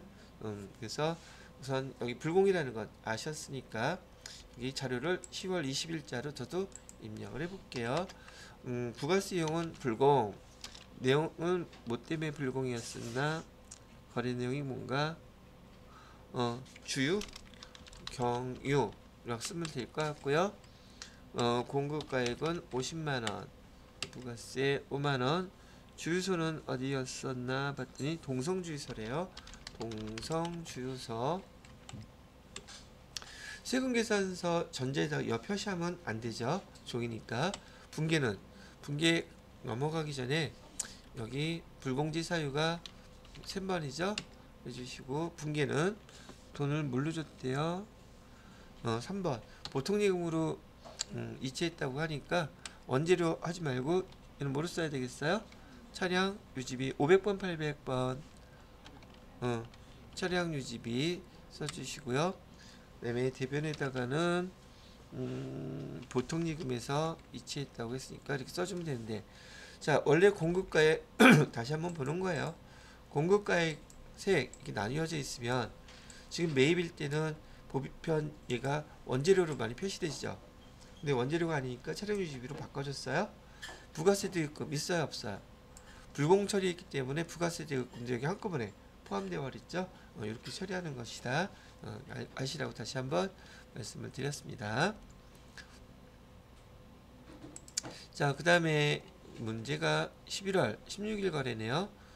자, 공장에서 지금 여기 대표적으로 나오는 매입이 됐던 매출이 됐던 문제가 6개 내지 7개 나오는데요. 각 특징적인 거 하나씩만 딱딱 나오죠. 좀 불공 나왔죠. 계산서 나왔죠. 보통 일반 거래 나왔죠. 그 다음에 여기 저기 유형자산 처분 문제 나오죠. 나오는 문제가 딱 정해져 있어요. 근데 따지고 보면 다 공부하는 뜻이에요. 근데 특히 그런 내용들을 잘 파악해 놓고 어려워하는 거 몇 번만 연습해 보게 되면, 그래서 제가 회계는 1급 기준으로 해서 10회분 풀어보라고 얘기했고, 다 풀면 다시 한번 틀린 문제들 검토하면서 2번만 풀면 어지간해서는 떨어지지 않습니다. 어렵게 나와도요. 근데 꼭 그만큼 못하고서 답만 탁탁 체크하고 10회 풀었는데요. 가만히 또 보면은 대부분 좀 부실하게 풀었어요. 자, 그래서 여기 5번째 문제 11월 16일걸 보시게 되면 공장에서 사용하던 기계장치 나오고 있죠. 몇 번만 풀어보면 문제 딱 나오자마자 이거 유형자산 처분 문제구나, 그런 것도 금방금방 알게 돼요. 근데 잘 알아야 되니까 다시 한번 또 복습을 해드릴게요. 매각에 따르면 매출이에요? 매입이에요? 매출이죠. 매출이고 증빙서류 뭐예요? 세금계산서죠. 부가세 뭐 써야 되겠어요? 11번 쓰면 되겠죠. 자, 그리고 매각대금은 부가가치세 포함해서,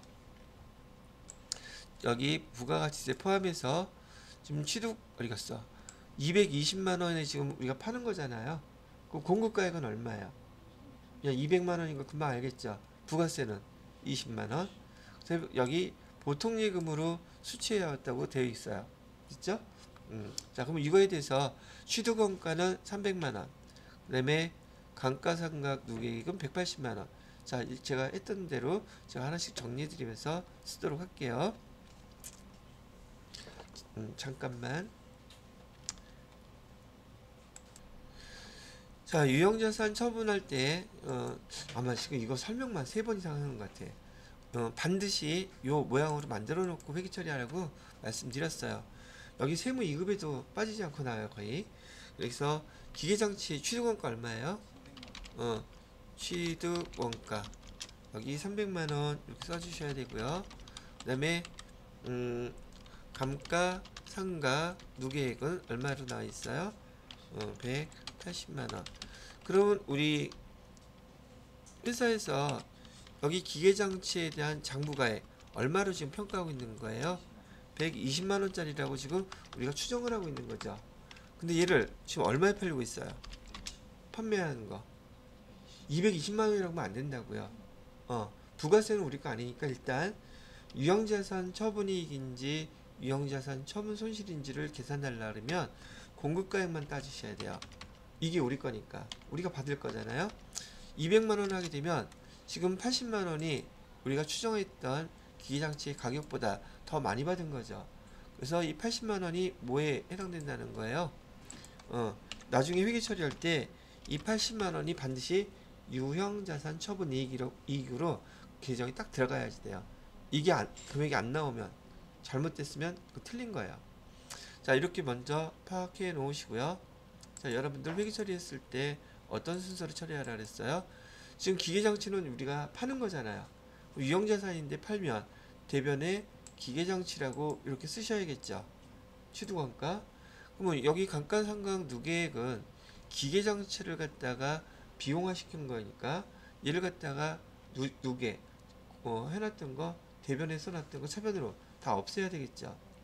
그래서 여기 첫 번째, 두 번째는 자동으로 이렇게 기록이 돼야 된다고 얘기했어요. 그 다음에 세 번째는 우리가 받은 금액 또는 우리가 받을 금액이라 그랬죠. 자, 여기 써놓은 건 200이지만 우리가 거래처로부터 받아야 될 거는 이것만 받는 게 아니라 모두 받아야 돼요. 부가세도 받아야 되죠. 부가세 얼마였었어요? 20만 원이었었잖아요. 그럼 여기 20만 원을 포함해서 우리가 받아야 될 돈이 있는데 여기서 얼마는 받았대요? 받은 거 있어요? 전혀 없죠. 전액 다 뭘로 받았대요? 보통예금으로 받았다 그랬죠? 그럼 여기다가 우리가 써야 될 거 보통예금 220만 원 요거를 쓴 거예요. 그죠? 자, 그리고 부가세 대금은 우리가 공급가액 세액 입력하게 되면 부가세 요 예수금은 자동으로 딱 떠 있죠.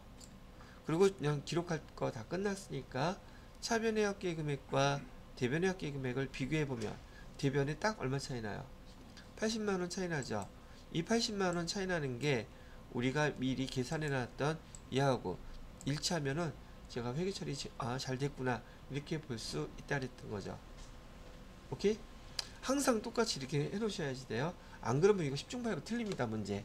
아시겠죠? 여러 번 반복했으니까 이해하실 거라고 생각하고 저도 요거 그대로 지금 여기 11월 16일 거래다가 입력을 해보도록 하겠습니다. 날짜는 11월 16일 해놓고요. 부가가치세 유형은 그냥 우리 매출하는 거니까 11번 여기는 그냥 기계 장치라고 한번 써볼 것이고요. 금액은 200만원에 판매를 했고요. 거래처는 권선이라는 데다가 팔았네요. 자, 세금계산서 발급했고요. 그 다음에 분계할 때는 혼합 분계 하셔야겠죠. 자, 대변에다가 기계장치니까 금액은 얼마짜리 였었냐면 300만원짜리 였었죠. 차변에다가는 207번 감가상각 누계 180만원 빼주고요. 또 차변에 우리가 보통예금으로 받은 금액은 220만원 받았다 그랬었죠. 자, 차이 나는 거 금액 여기 대차 차익 80만원 딱 나오죠. 여기 대변에다가 유형 자산 처분 이익해서 80만원 이렇게 반영하게 되면 이 문제도 마무리가 됐습니다.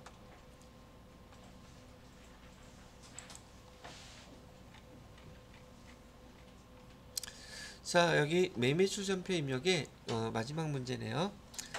11월 30일 연말 선물용 당사 제품인 VIP복 선물 세트 원가는 5만원, 시가는 8만원, 부가세 포함해서 시가 88,000원, 매출 거래처인 광원개발에 제공했다. 자, 근데 여기 증빙서류 지금 있어요? 없어요? 아무것도 없죠. 증빙서류 없어요. 자, 그러면 이건 뭘 뜻하는 거냐면 지금 증빙서류는 없는데 증빙서류 없을 때 입력해야 되는 부가세 코드 번호는 알려줬잖아요. 몇 번이에요? 14번 건별이에요. 오케이? 그리고 공급가액 세액을 입력하려고 봤더니 지금 당사의 제품이라고 얘기가 나와 있어요. 당사의 제품을 갖다가 선물을 한 거잖아요. 그죠? 근데 원가를 써야 되는지 시가를 써야 되는지 모르겠어요.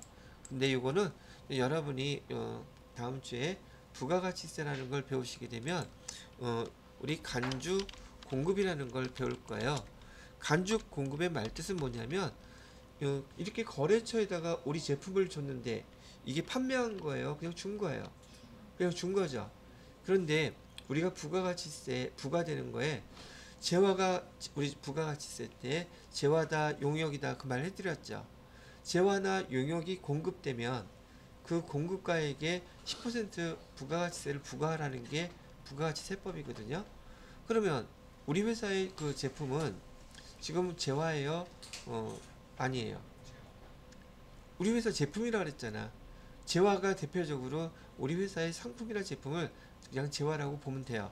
원래 재화의 뜻은 재산상의 값어치가 있는 물건을 재화라고 부르거든요. 그럼 부가가치는 이렇게 재화가 공급되게 되면 공급되는 그 시가 금액의 10% 납부하라는 게 부가가치세라고요. 그럼 재화가 이렇게 거래처에 공급은 됐죠. 그럼 재화가 공급이 됐으니 지금 판매된 것으로 보는 거예요, 얘를. 오케이? 근데 원가는 뭐 우리가 판매된 그 금액은 상관없고 부가세법 입장에서는 판매 등 금액으로 봐서 거기 그 판매 금액의 10% 매출세액을 징수하겠다는 뜻이에요. 이해가 됐죠? 그러면은 여기 간주공급이라는 것은 판매한 것으로 본다는 뜻이니까 판매한 것으로 본다. 그러면 원가를 써야겠어요? 시가를 써야겠어요? 그럼 여기 8만원이 공급가액이 될 것이고 증빙서를 입력할 때 그다음에 8천원이 뭐가 돼요? 매출 부가세가 되겠죠. 근데 이거는 거래처로부터 받건 말건 그건 네 사정이고 부가세법 입장에서 요거 8천원 납부하라는 얘기예요. 이해가 됐습니까? 그래서 거래처에다가 물건으로 선물을 하게 되면 그 판매한 것으로 보기 때문에 거기에 10% 내야지 돼요? 매출세 거기 납부해야 된단 말이죠. 그럼 이따가 자료 입력할 때 부가세 이용 코드 번호는 몇 번으로 하고 14번 건별로 하고 그다음에 공급가액은 얼마? 8만원 세액은 얼마? 8천원 이렇게 입력을 하셔야지 돼요. 사실 이건 아직 여러분이 안 배웠기 때문에 여기 설명하기가 좀 시간이 걸리기는 하겠지만 어차피 배워야 될 거예요. 자, 이건 알았겠죠? 자, 이거에 대한 자료를 입력하게 되면 밑에 자동으로 회계 처리가 되죠. 차변에 뭐가 나와 있겠어요? 차변에 차변에는 없을 것이고 대변에 매출한 것으로 보니까 대변에 제품 매출로 뜨겠죠. 그죠? 근데 이 제품 매출한 거 아니잖아요. 오케이? 뭘 준 거예요? 제품을 준 거잖아. 제품을 갖다가 우리가 기록할 때 지금 얘 재고자산이죠. 우리가 갖고 있던 재고를 줬는데 그거를 회계 처리할 때 판매한 금액을 써야 될까? 우리 원가를 써야 될까? 이건 우리가 회계 처리할 때는 우리가 갖고 있던 제품이기 때문에 원가를 써주는 거예요. 원가는 얼마나 그랬어요? 5만원이라고 이렇게 해놨죠. 오케이? 그 다음에 여기 대변에 또 모두 나와 있겠어요? 요거 부가세 대금금 예수금 나와 있을 거 아니에요. 부가세 예수금 얼마가 나와 있어요? 8천원은 이렇게 나와 있겠죠. 그러면 우리 입장에서 부가세 예수금도 내야 돼. 그다음에 우리 거 제품 원가로 5만원짜리도 줬어. 그러면 이 두 가지 금액 합친 걸 계정 뭘로 처리해야 돼요? 거래처에다가 준 거기 때문에 접대비라고 이렇게 처리를 해주셔야 된다는 얘기죠. 근데 이 접대비는 500번이에요? 800번이에요?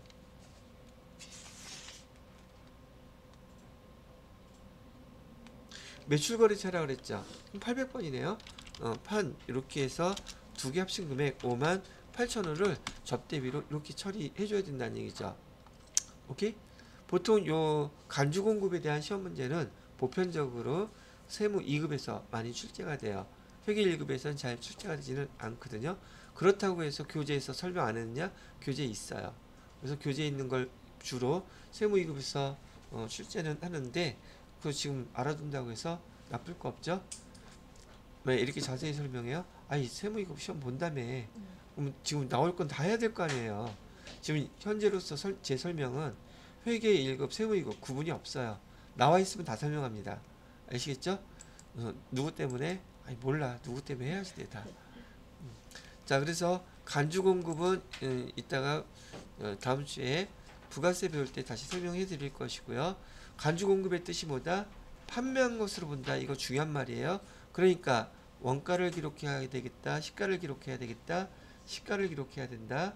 회계 처리할 때는 지금 부가세법 입장에서는 부가세 예수금을 징수하는 게 목적이에요. 그래서 여기 판매한 것으로 보고 회계 처리할 때는 우리 제품을 줬기 때문에 여기 제품이라고 이걸 뺀 거예요. 자, 근데 여기서 하나가 더 있어요. 이 문제가 참 여러 가지 난이도를 갖고 있는 문제인데 제품은 재고자산이죠. 재고자산이 감소했잖아요. 재고자산이 감소하면 판매되는 거잖아요. 근데 이 판매됐어요, 안 됐어요? 다른 계정으로 바뀌었겠죠. 그럼 여기 적요란에다가 뭐 써줘야 돼요? 8번 타계정 대체 꼭 써주셔야 돼요. 되셨나요? 자, 그러면 이 자료를 그대로 보고 저도 한번 입력을 해보도록 하겠습니다. 날짜는 11월 30일 거래고요. 자, 부가세 유형은 지금 얘는 14번 건별로 증빙서류가 아무것도 안 나왔죠. 자, 의심하지 말고 증빙서류 아무것도 안 나오면 이렇게 건별 치면 돼요. 자, 그렇게 입력해 주시고요. 품목은 그냥 선물 세트라고 할게요. 우리 제품이긴 하지만은, 자, 공급가액에다가는 건별일 때 여기 참 이게 안 되게 돼 있더라고. 원래 이 건별도요, 여기다 공급대가 88,000원 딱 입력하고 엔터 치잖아요. 나누어져야 되는데 나뉘어졌네 또 이번에는 이렇게 나뉘어졌어요. 자, 그 다음에 거래처는 어디라고 했다? 거래처가 있을 리가 없죠. 그 다음에 분기할 때는 혼합 분기에 눌러 놓으시고, 대변에다가는 부가세 예수금은 여기 우리가 매출세액 넣던 거 그대로 왔죠. 그 다음에 여기다가는 150 제품으로 해주시고요. 이 제품에다가 적요란에다가는 8번 타계정 대체 해주시고, 금액은 원가로 5만원, 차변에다가는 전체 금액을 다 접대비로 58,000원 이렇게 기록해 주시면 됩니다. 만약에 이런 문제가 나왔는데 머릿속이 복잡하다, 어떻게 한다? 그냥 대충 쓰세요. 왜요? 아니 70점만 맞으면 되잖아, 그죠? 근데 안 틀리도록 하는 게 더 좋긴 하겠죠. 그리고 이 문제는 형태가 변하지 않아, 똑같아요. 그래서 요거 가지고 연습해서 왜 이렇게 됐다, 이게 간주 공급이다, 이 문제 하나만 갖고 거기 해설 설명 잘 읽어보시고 먼저 익혀 놓으세요. 자, 뭐 다음 주면 다 배울 거긴 하지만은,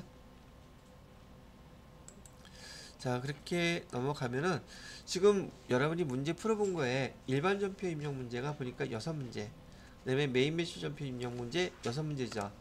그래서 6문제씩 해서 3점씩 8점씩인데, 여기 지금 네 번째 파트의 문제가 오류 수정 문제예요. 근데 이 오류 수정 문제가 2문제거든요. 근데 이 중에 하나가 일반 전표, 그다음에 하나가 메인 매출 전표 오류예요. 두 개가 다일 수도 있고요. 여하튼 간에 일반 전표와 메인 매출 전표 입력 문제가 총 합쳐서 14문, 여기 6문제, 6문제, 12문제죠. 이것까지면 14문제예요.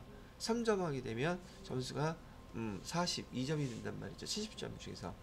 그만큼 여기가 중요한 파트라는 걸 얘기하는 거예요. 자, 그러면 이 문제도 한번 보도록 할게요. 네 번째 문제 파트는 뭐냐면, 일반 전표 입력 다음에 메인 매출 전표 입력 나오고, 그 다음에는 오류 수정 문제예요. 그럼 오류 수정을 어떻게 하느냐? 문제 한번 볼게요. 8월 7일 날 현금으로 지급한 운반비는 전액 원재료 구입과 관련된 운반 비용이래요. 그렇다 그러면은 지금 원재료는 우리가 매입하는 거죠. 우리가 매입하는 자산의 취득 과정에서 발생하는 부대비용은 다 원재료에다가 포함시켜야 되겠죠. 그럼 계정이 원재료로 나와 있어야 되는데 여기 운반비로 나와 있다면 계정을 뭘로 바꿔주면 되겠어요? 원재료로 바꿔주시면 되겠죠. 그래야지 포함되는 거니까. 그러면 얘는 일반 전표 입력에 입력이 되어 있겠어요? 아니면 메인 매출 전표에 입력이 되어 있겠어요? 그래서 뭔가 이렇게 봤더니 증빙서류 뭐로 받았대요? 세금계산서 발급받았대죠. 그죠? 그럼 일반 전표에 입력한 거는 어떻게 해야 되겠어요? 지워버려야겠죠. 그리고 요 내용을 그대로 어디다 입력해야 돼요? 메인 매출 전표에다가 입력해야 되죠. 이게 오류 수정인 거예요. 오케이? 증빙서류가 여기 봐요. 세금계산서잖아. 그럼 세금계산서는 일반 전표에다가 입력해야 돼요? 메인 매출 전표에다가 입력해야 돼요? 그죠? 근데 얘 지금 일반 전표에다가 입력된 상태잖아. 그럼 이게 잘못된 거죠. 그게 오류 수정하는 거예요. 회사에서도 실제로 이렇게 벌어져요. 그래서 여러분들이 이걸 알았다면 제가 여기 일반 전표 입력에서요. 일반 전표 입력에서 날짜 8월 7일 걸 찾아봐야겠죠. 8월 7일 거 찾아보니까 운반비하고 현금에서 금액 지금 여기 입력돼 있죠. 계정도 틀렸고 입력하는 장소도 틀렸어요. 증빙서대로 입력 안 했기 때문에. 그러면 여기 네모박스 클릭해서 전체 삭제하시고요. 그 다음에 어디로 간다? 메인 매출 전표 입력으로 가셔가지고 날짜는 8월 7일로 입력하신 다음에 부가세 유형은 지금 이제 매입이니까 51번 하면 되겠죠. 증빙서류는 세금계산서. 그다음에 여기 운반비 금액은 공급가액이 얼마로 나와 있었다 그랬죠? 어디 갔냐? 운반비가 7만원이죠. 그 다음에 거래처는 친절용달 세금계산서 받은데 전자에 표시하면 돼요? 안 돼요? 안 되죠. 종이니까. 그 다음에 거래 금액 전체 다 뭘로 줬대요? 현금이니까 1번. 그 다음에 원재료 딱 나와 있죠. 이렇게 바꿔주는 연습을 하는 것이 오류 수정 문제예요. 전표 입력하는 란이 잘못될 수도 있고, 계정이 잘못될 수도 있고, 금액이 잘못될 수도 있고, 거래처가 잘못될 수 있는데, 어쨌든 간에 오류 수정 문제는 그 날짜에 전표를 먼저 줘야 합니다. 그거 보시고 해당 맞는 자료로 수정해 주시면 되겠습니다. 자, 잠깐 쉬었다가 마지막 설명을 끝내도록 합시다. 그 다음에 오류 수정 문제 두 번째 거를 볼게요. 10월 29일인데요. 가제트 상사에서 당사의 소망은행 보통예금계좌로 송금한 1,070만원 전액을 외상매출금을 회수한 것으로 처리했으나 10월 29일 현재 가제트 상사의 외상매출금 잔액을 초과한 금액은 선수금이라고 확인되었대요. 그러면 얘가 지금 외상매출금이 그 송금을 1,070만원을 했는데 원래 외상매출금이 얼마 있었는지를 알아야 되지 않겠어요? 그죠? 그럼 얘는 조회를 해봐야 된다는 얘기가 되겠죠? 뭘 조회해야 되겠어요? 조회하는 거 우리 배웠죠? 그래서 외상매출금을 조회해야 되는데 계정별 원장을 찾아야 될까? 거래처 원장을 찾아야 될까? 거래처만 나오면 무조건 거래처예요. 그래서 여러분들한테 말씀드렸던 대로 거래처 원장을 클릭하셔가지고요. 지금 여기 입금된 날짜가 며칠 날짜라고 나와 있어요. 10월 달이니까 1월 1일부터 10월 31일까지 다 조회를 해보면 되겠죠. 1월 1일부터 10월 31일까지 계정 과목은 외상 매출금이고요. 거래처는 어디라고 했어요? 가제트? 가제트 상사 거 901 여기 것만 딱 조회 보니까 외상 매출금 받을 게 총 얼마 있었어요? 870만원 있었는데 지금 1070만원 들어온 걸로 표시가 되고 있죠. 그럼 여기 잔액이 200만원 차이 나잖아요. 그럼 200만원이 뭐겠다? 선수금이란 얘기잖아요. 그러면 기록이 되어 있으니 차변으로 저기 이게 뭐죠? 며칠 날짜지? 8월 10월 29일 날짜로 전표를 좀 조회해 보시면 되겠네요. 이제 알았으니까. 그래서 일반 전표 입력 클릭하셔서요. 10월 29일 조회를 한 다음에 자, 보통 예금으로 들어온 건 손댈 필요 없고요. 외상 매출금은 얼마만 해주고 여기는 870만원만 이렇게 해주고 나머지 금액은 뭘로 처리해주면 되겠습니까? 돈 먼저 받은 거니까 선수금 처리해 주시면 되겠죠. 선수금 해서 선수금도 부채니까 가제트 상사 200만원 이렇게 해주게 되면 수정이 됐죠. 좀 결과론적인 얘기이긴 하지만은 1번 문제는 우리가 매매추전표에다 입력하는 문제가 한 문제가 됐던 거죠. 2번 문제는 일반 전표에서 수정해 줬죠. 이렇게 일반 전표 하나 그 다음에 매매추전표 하나 수정하는 게 보편적으로 하나씩 나오다 보니까 제가 아까 얘기 드렸던 게 총 14문제가 되더란 얘기예요. 결국은 전표 입력 잘하는 게 여러분의 밥줄이니까 연습 많이 해야 된다는 얘기기도 하겠죠. 자, 이렇게 해서 여기 수정 문제까지 오류 수정까지 해봤고요. 다음 파트 문제는 빠지지 않는다고 하는 결산 정리사항 문제예요. 결산 정리사항 문제 뭐뭐 나왔나 보자고요. 장부상 여기 장부라 그랬죠. 현금 잔액이 4,924만 5,450원. 근데 실제 보이는 얼마? 4,923만 2,780원. 이렇게 왜 복잡하게 냈겠어요? 실제 이렇게 복잡하니까. 계산기는 잘 두들겨야 되겠죠. 다행히 여기 지금 금액은 나와 있으니까 그대로 보시면 될 것 같고요. 현금 부족의 원인이 밝혀지지 않았다 그랬죠.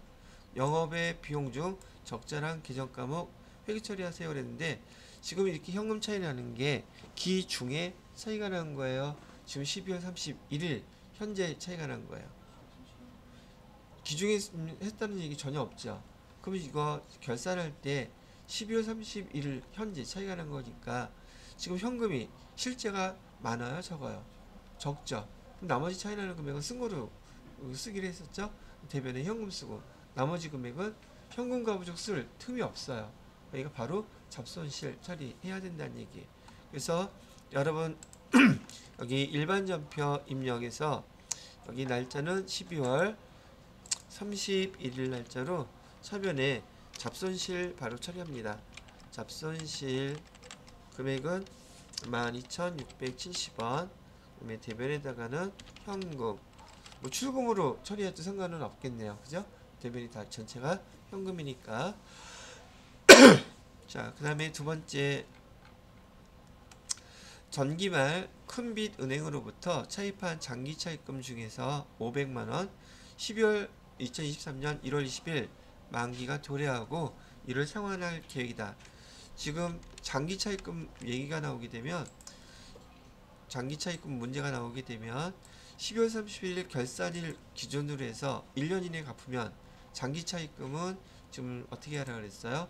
장기 차입금은 상계시켜서 없애버리고 그다음에 유동성 장기 부채로 바꿔주셔야 됩니다 라고 얘기했죠.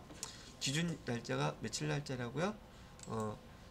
장기 차입금을 갖다가 볼 때 12월 31일 여기 결산일 기준으로 내년에 1년 이내에 갚아야 되는 장기 차입금이라면 이렇게 유동성 대체해 줘야 돼요. 그래서 장기 차입금 빼주시고요. 유동성 장기 부채로 대체해 주시면 됩니다. 자, 그래서 이것도 일반 전표 입력에다가 입력을 해보죠. 눌러서 차변에다가는 장기 차입금에서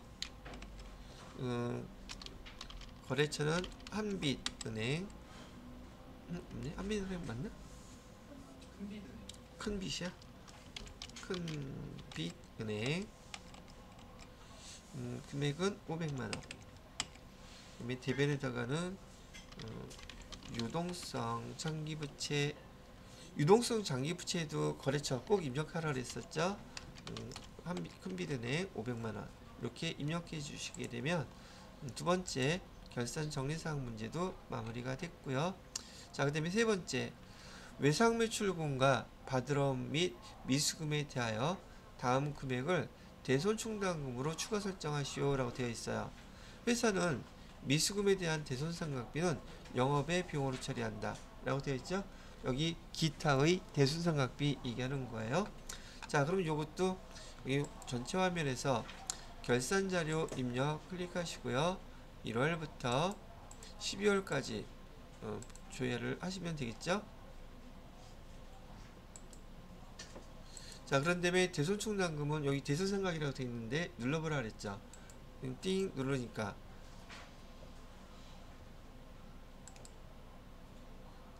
자, 해당되는 거 쭉 나와 있죠.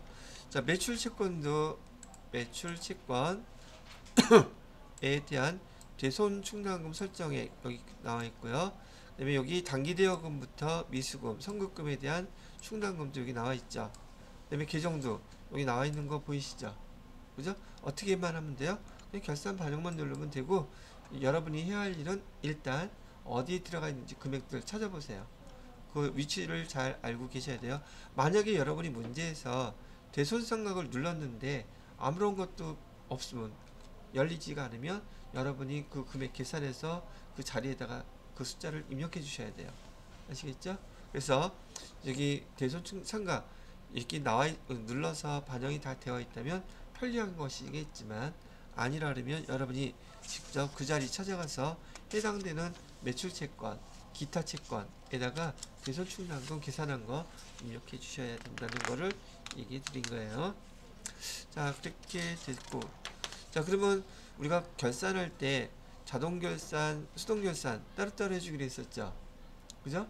그래서 따로따로 해주는 건 좋은데 수동결산부터 먼저 하고 그 다음에 자동결산 입력한 다음에 맨 마지막에 뭐 해주라 그랬어요? F3 누르라 그랬었죠?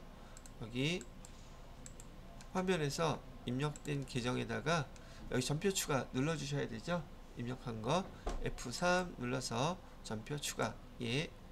그러면 여기 결산 붕괴 완료라고 뜬 거 보시고서 아 됐구나 이렇게 생각하시면 되는 거예요. 자 이렇게 하시면 되겠고요. 자 그 다음 거 항목이 뭐 남았나 볼까요?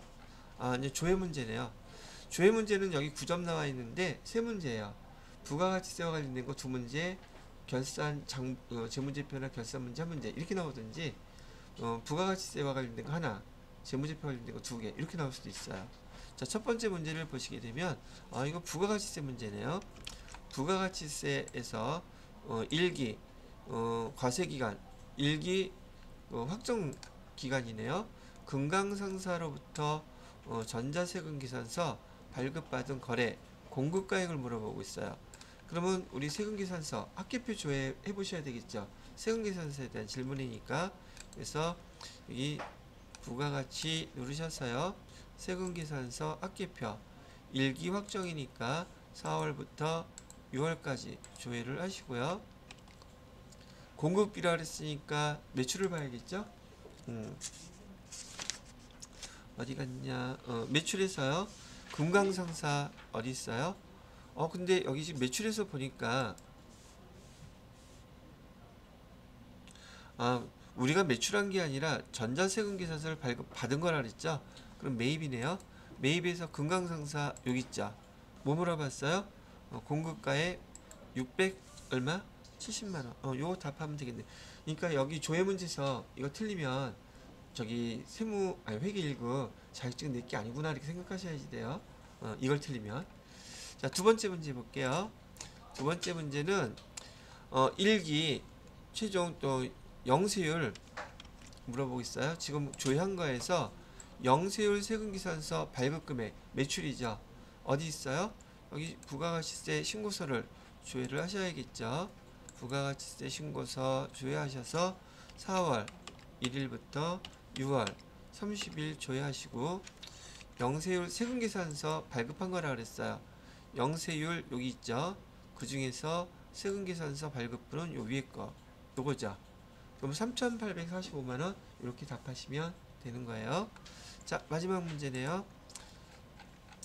자 1기 예정신고 기간 1월부터 3월이죠. 수입세금계산서 수취금액 얼마냐고 물어보고 있어요. 잘 나왔네. 제가 요거는 여러분들한테 설명을 안 해드렸었어요. 자 그러면 요거는 문제 보면서 제가 여기서 설명을 해드리도록 할게요. 자 얘는 다 닫고요.